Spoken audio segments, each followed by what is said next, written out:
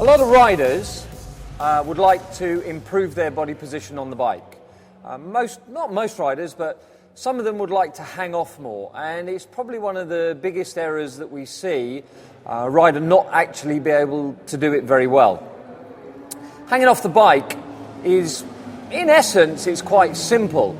However, if you don't have a couple of the basics right, then you will get your knee down, but it'll be closely followed by your helmet, your shoulders, and everything else, which obviously is not going to be very good. So, let's have a look at the common errors that we see. First of all, we see a rider will come too close to the fuel tank. When you come too close to the fuel tank, as you try and move off the bike, it's going to twist your hip. Okay, now if we look at our inside knee here now, we can see, yes, it's closer to the floor, but it's also right up against the fairing. And because it's right up against the fairing, we're really going to have to lean the bike over an extremely long way before it actually touches down. Now, on most road bikes, even on sticky tyres, are not going to have enough lean angle to be able to do that.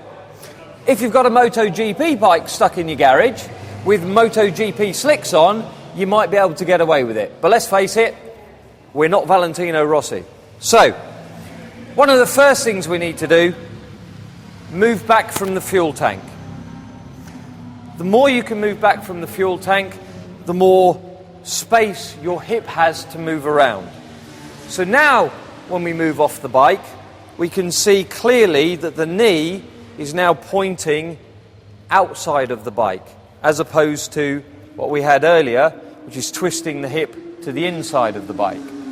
So, what we want to do is move back from the tank, and when we move our body across, we move our hip across on the bike so it brings the knee out. The second thing that we need to do is actually move our knee backwards. If you try and move your knee down and towards the ground now, you're actually going to start twisting on the bike again.